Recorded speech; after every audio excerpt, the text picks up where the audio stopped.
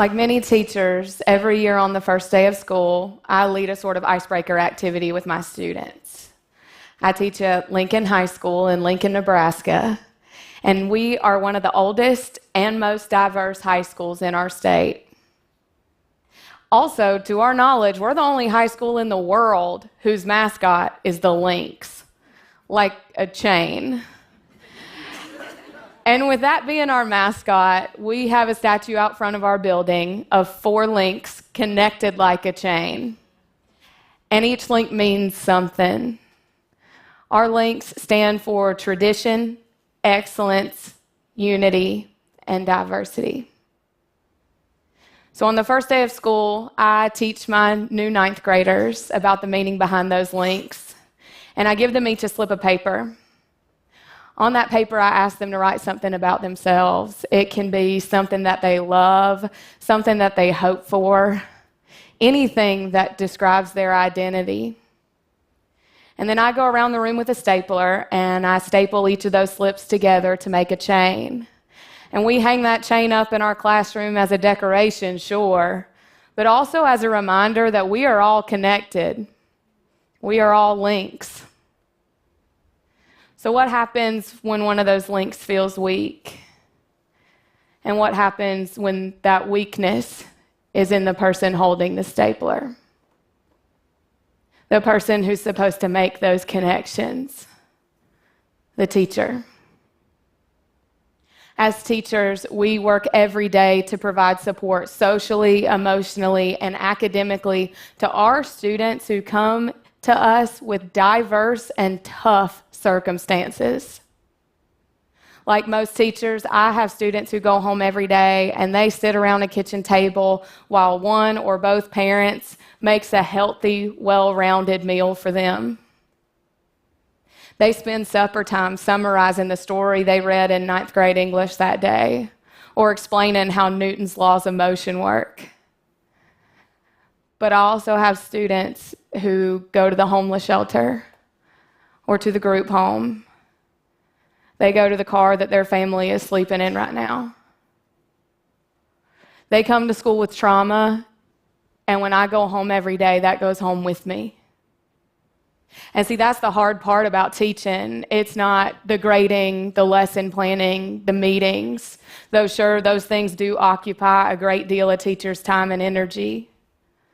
The tough part about teaching is all the things you can't control for your kids. All the things you can't change for them once they walk out your door. And so I wonder if it's always been this way. I think back to my undergraduate training at the University of Georgia, where we were taught in our methods classes that the concept of good teaching has changed. We're not developing learners who are going to go out into a workforce where they'll stand on a line in a factory. Rather, we're sending our kids out into a workforce where they need to be able to communicate, collaborate, and problem solve. And that has caused teacher-student relationships to morph into something stronger than the giver of content and the receiver of knowledge. Lectures and sitting in silent rows just doesn't cut it anymore. We have to be able to build relationships with and among our students to help them feel connected in a world that depends on it. I think back to my 2nd year teaching, I had a student who I'll call David. And I remember feeling like I'd done a pretty good job of teaching that year. Hey, I ain't no first year teacher. I know what I'm doing. And it was on the last day of school. I told David to have a great summer. And I watched him walk down the hall. And I thought to myself, I don't even know what his voice sounds like. And that's when I realized I wasn't doing it right. So I changed almost everything about my teaching. I built in plenty of opportunities for my students to talk to me and to talk to each other, to share their writing and to verbalize their learning. And it was through those conversations I began not only to know their voice, but to know their pain. I had David in class again that next year, and I learned that his father was undocumented and had been deported. He started acting out in school because all he wanted was for his family to be together again. In so many ways, I felt his pain, and I needed someone to listen, somebody to provide support for me so that I could support him in this thing that I could not even comprehend. And we recognize that need for police officers who've witnessed a gruesome crime scene and nurses who have lost a patient. But when it comes to teaching professionals, that urgency is lagging. I believe it's paramount that students and teachers, administrators, paraprofessionals, and all other support staff have convenient and affordable access to mental wellness supports. When we are constantly serving others, often between 25 and 125 students each day, our emotional piggy banks are constantly being drawn upon. After a while, it can become so depleted that we just can't bear it anymore. They call it secondary trauma and compassion fatigue. The concept that we absorb the traumas our students share with us each day. And after a while, our souls become weighed down by the heaviness of it all. The Buffett Institute at the University of Nebraska recently found that most teachers, 86% across early childhood settings, experienced some depressive symptoms during the prior week. They found that approximately 1 in 10 reported clinically significant depressive symptoms. My interactions with colleagues and my own experiences make me feel like this is a universal struggle across all grade levels. So what are we missing?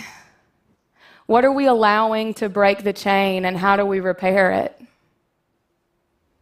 In my career, I've experienced the death by suicide of 2 students and one amazing teacher who loved his kids. Countless students experiencing homelessness and kids entering and exiting the justice system. When these events happen, protocol is to say, if you need someone to talk to, then. And I say that's not enough. I am so lucky. I work in an amazing school with great leadership. I serve a large district with so many healthy partnerships with community agencies. They have provided steadily increasing numbers of school counselors and therapists and support staff to help our students. They even provide staff members with access to free counseling as part of our employment plan. But many small districts and even some large ones simply cannot foot the bill without aid.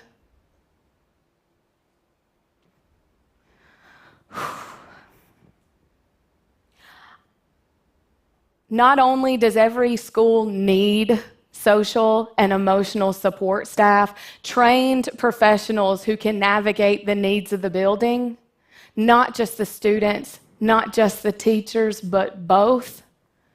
We also need these trained professionals to intentionally seek out those closest to the trauma and check in with them. Many schools are doing what they can to fill in the gaps, starting with acknowledging that the work that we do is downright hard. Another school in Lincoln, Sco Middle School, has what they call Wellness Wednesdays. They invite in community yoga teachers. They sponsor walks around the neighborhood during lunch and organize social events that are all meant to bring people together. Zachary Elementary School in Zachary, Louisiana, has something they call a midweek meetup, where they invite teachers to share lunch and to talk about the things that are going well and the things that are weighing heavy on their hearts. These schools are making space for conversations that matter. Finally, my friend and colleague Jen Highstreet takes 5 minutes out of each day to write an encouraging note to a colleague, letting them know that she sees their hard work and the heart that they share with others.